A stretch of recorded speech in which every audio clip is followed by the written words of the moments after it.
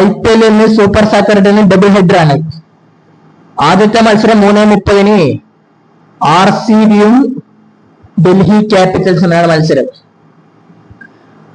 മത്സരം നടക്കുക ചിന്നസ്വാമി സ്റ്റേഡിയത്തിലാണ്. ഇപ്പോ RCBയുടെ കാര്യം വന്നാൽ അവർ കളിച്ച 5 മത്സരത്തിൽ 4 വിജയവും 1 പരാജയവുമായി 2ാം സ്ഥാനത്തും, ഡൽഹി ആവട്ടെ 4 മത്സരങ്ങളിൽ 2 വിജയവും 2 പരാജയവുമായി 6ാം സ്ഥാനത്തുമാണ് DC ഉള്ളത്. അപ്പൊ ഇതൊരു മികച്ച പോരാട്ടം തന്നെ പ്രതീക്ഷിക്കണം നമ്മൾ. നമുക്കെന്തായാലും ഈ വീഡിയോയിൽ പിച്ച് റിപ്പോർട്ട്, ടീംസ്, പ്രോബബിൾ കാര്യങ്ങളൊന്നും വിശദമായിട്ട് നോക്കാം.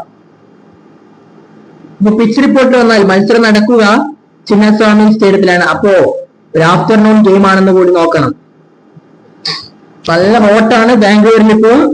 അതുകൊണ്ട് തന്നെ റൺസിന്റെ കാര്യത്തിലേക്ക് വന്നാൽ low scoring affair with the ball holding upon a one on drive pitch എന്നാണ് കൊടുക്കുന്നത്. ഒരു ലോ സ്കോറിംഗ് വരാനുള്ള സാധ്യത. എന്നാൽ പോലെ നല്ല ലോ സ്കോർ എന്ന് പറഞ്ഞാൽ ചിന്നസ്വാമി സ്റ്റേഡിയത്തിൽ 140-150 പ്രതീക്ഷിക്കുന്നത്. 180 വന്നാൽ തന്നെ ലോ സ്കോറാണ് ചിന്നസ്വാമി സ്റ്റേഡിയത്തിൽ. ചിലപ്പോൾ അതിൽ കൂടുതലും വരാം, 200 പോകാനും ചാൻസ് ഉണ്ടെന്നാണ് അറിയപ്പെടുന്നത്. നമുക്ക് ടീം ന്യൂസിലേക്ക് മറ്റു കാര്യങ്ങളൊക്കെ വന്നു കഴിഞ്ഞാൽ, ഇപ്പൊ DCക്ക് വന്നാൽ DCക്ക് യഥാർത്ഥത്തിൽ അവർക്ക് കുറച്ച് പ്രശ്നങ്ങളുണ്ട്. ഇപ്പൊ രാഹുൽ ഫോമാണ്, ശരിയാണ്. പക്ഷെ ആദ്യത്തെ 2 മത്സരം മികച്ച ഫോമിൽ കളിച്ച സമീർ റഷീദ് അസ്തിപ്പന്ത് അദ്ദേഹം കുറച്ച് ഫോം ഔട്ട് ആയിട്ടുണ്ട്. 10 നിമിഷം എല്ലാ കളിയും 30-35 റൺസ്, പക്ഷെ അദ്ദേഹം വലിയ സ്കോറിലേക്ക് വരുന്നില്ല. അക്ഷർ പട്ടേൽ ബാറ്റ് കൊണ്ട് പരാജയമാണ്. സ്റ്റെപ്സ് ആ ഫോം എത്തുന്നില്ല. അങ്ങനെ കുറച്ച് പ്രശ്നങ്ങൾ അവരുടെ ടീമിനുണ്ട്. ബൗളിങ്ങിലും കുറച്ച് ബുദ്ധിമുട്ടും കാര്യങ്ങളൊക്കെ DCക്ക് ഉണ്ട്. കൃത്യമായിട്ട് പറഞ്ഞാൽ DC have decision to make running cricket കൊടുക്കുന്നത്. ഇപ്പോ DCയുടെ കാര്യം, DCക്ക് ഇപ്പൊ നിതീഷ് റാണ നമ്പർ 3 കഴിഞ്ഞ മത്സരം കളിച്ചിട്ടില്ല, ശരിയാണ്. പക്ഷെ അതിനു മുമ്പത്തെ 3 കളി റാണ കളിച്ച റാണക്ക് ഫോം ആവുന്നില്ല. ഇപ്പൊ അശുതോഷ് ശർമ്മയെ ഇറക്കുമോ റാണക്ക് പകരം, അല്ലെങ്കിൽ സമീർ റഷീദ് ഇറക്കുമോ? അതല്ല, അറ്റ്യൂബ് നബിയാണ് ഇപ്പൊ കളിക്കുന്നത്. അതിന് പകരം വിപ്രാജ് രംഗത്തിന് തന്നെ തിരിച്ചു കൊണ്ടുവരും. അങ്ങനെയൊക്കെ കുറെ ഡൗട്ടുകളും കാര്യങ്ങളും ഡൽഹിക്കുണ്ട്. അവർക്ക് വേറെ ഒരു ഇഞ്ചുറി കൺസേണും കാര്യങ്ങളൊന്നും അവർക്കില്ല. പിന്നെ RCBയുടെ കാര്യത്തിലേക്ക് വന്നാൽ, RCBയുടെ കാര്യത്തിൽ ഇപ്പോ വിരാട് കോഹ്ലിക്ക് ഇഞ്ചുറി ഉണ്ട്. പക്ഷെ അദ്ദേഹം ഇന്നും കളിക്കും. അദ്ദേഹം ഇപ്പോ ഇഞ്ചുറി വെച്ചിട്ട് പോലും കഴിഞ്ഞ കളി 49 റൺ എടുക്കും. നമ്മളെ കണ്ടില്ലേ? LH 29 ബോൾ ബാക്കി നിൽക്കുക അവർ കളി വെച്ച് പോയി. അവർക്ക് ഇപ്പൊ ബെസ്റ്റ് 11 ആണ്. അവർക്ക് ബെസ്റ്റ്, അവരുടെ ചരിത്രത്തിലെ ഏറ്റവും ബെസ്റ്റ് 12 കൊണ്ടാണ് അവർക്ക് ഇറങ്ങുന്നത്. അത്രയും മികച്ച ബോളിങ്ങും ബാറ്റിങ്ങും മിഡിൽ ഓർഡറൊക്കെ അവർക്കുണ്ട്. ശക്തമായ സ്ക്വാഡാണ് അവർക്ക്. പിന്നെ മറ്റു കാര്യങ്ങളിലേക്ക് വന്നാൽ, ഇപ്പൊ KL രാഹുലും വിദേശ ഇറങ്ങി. ഇപ്പൊ KL രാഹുല് മികച്ച ഫോമിലാണ് ഇപ്പൊ കളിച്ചുകൊണ്ടിരിക്കുന്നത്. കഴിഞ്ഞ സീസണിൽ അവർ RCBക്കെതിരെ രാവിലെ 93 റൺസിന് നോട്ട് ഔട്ട് ആയിട്ട് വിജയിച്ചു പോയി. ചിന്നസ്വാമി സ്റ്റേഡിയത്തിൽ ഡൽഹിയെ വിജയിപ്പിക്കുന്ന കാഴ്ച കണ്ടു. അന്ന് 71 ഏവറേജിന് 150 സ്ട്രൈക്ക് റേറ്റിലാണ് അദ്ദേഹം കളിച്ചത്. അദ്ദേഹത്തിന്റെ ഹോം ഗ്രൗണ്ട് ആണ് ചിന്നസ്വാമി സ്റ്റേഡിയം. കർണാടക ബോയ് ആയിട്ടുള്ള KL രാഹുലിന്റെ ഹോം ഗ്രൗണ്ട് ആണ് ചിന്നസ്വാമി സ്റ്റേഡിയം. അദ്ദേഹത്തിന് ഇന്ന് ഒരുപാട് കാര്യങ്ങൾ ചെയ്യാനുണ്ടാവും. പക്ഷെ ഈ സീസണിൽ അദ്ദേഹം തുടക്കത്തിലെ 2 മത്സരങ്ങൾ അദ്ദേഹത്തിന് വലിയ ഫോമോ അല്ല. പക്ഷെ കഴിഞ്ഞ 2 മത്സരം മികച്ച രീതിയിൽ അദ്ദേഹം കളിക്കുന്ന കാഴ്ച നമ്മൾ കണ്ടില്ലേ. പിന്നെ സുയാഷ് ശർമ്മ യഥാർത്ഥത്തിൽ രാഹുലിനൊരു ഇതാണ്. കാരണം രാഹുല് സുയാഷ് ശർമ്മക്കെതിരെ അത്ര വലിയ റെക്കോർഡുകളൊന്നും അല്ല. സുയാഷ് ശർമ്മ കളിക്കുമെന്നാണ് പ്രതീക്ഷിക്കുന്നത്.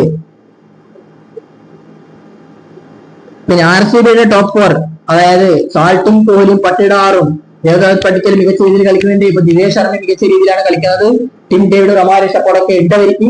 അപ്പൊ അവര് മികച്ച സ്കോഡാണ് അവർക്കുള്ളത്.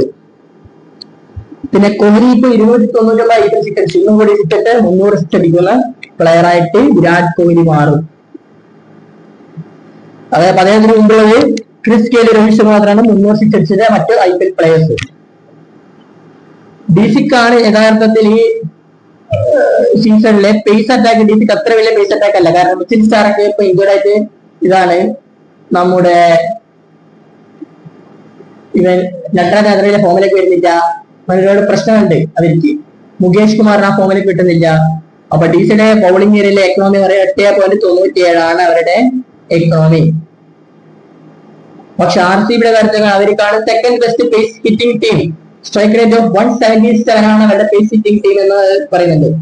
പിന്നെ കുൽദീപ് യാദവിന് കാര്യം, കുൽദീപ് യാദവ് T20 വേൾഡ് കപ്പിൽ 1 മത്സരം പോലും കളിച്ചിട്ട് അദ്ദേഹം എല്ലാ കളിയും ബെഞ്ചിലായിട്ട്. പക്ഷെ അദ്ദേഹം ഇപ്പോൾ മികച്ച ഫോമിലാണ് കളിച്ചുകൊണ്ടിരിക്കുന്നത്.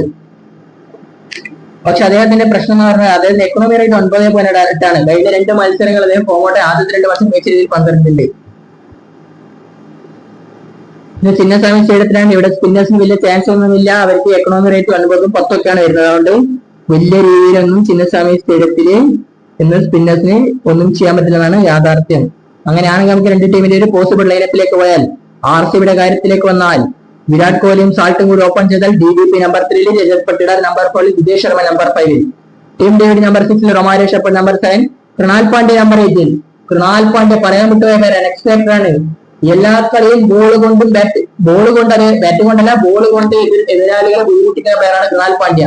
അദ്ദേഹത്തിന്റെ 4 ഓവർ മതി യഥാർത്ഥത്തിൽ കളി വിജയിക്കാൻ.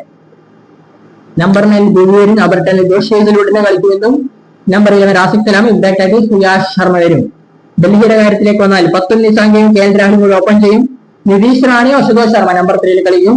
Sameer Rishi number 4, David Miller number 5, Axar Patel number 6, ക്രിസ്റ്റൻ സുർത്തി നമ്പർ 7, വിപ്രാജിനിക മോർ എക്വിപ് നമ്പർ 8 വരുമ്പോൾ ലിംജൻ ജിഡി number 9, Kuldeep Yadav number 10, Natraj number 11, Mukesh Kumar impact പ്ലെയറായിട്ട് എത്തും. മികച്ച പോരാട്ടം നമുക്ക് പ്രതീക്ഷിക്കാം. പക്ഷേ ഇന്നത്തെ മത്സരത്തിൽ ഡൽഹി ക്യാപിറ്റൽസിനെ നമ്മൾ വിജയമായിട്ട് കാണുന്നത്. ക്രിക്കറ്റ് ലോകത്തെ കൂടുതൽ വീഡിയോസിന് നമ്മൾ വീണ്ടും എത്താം.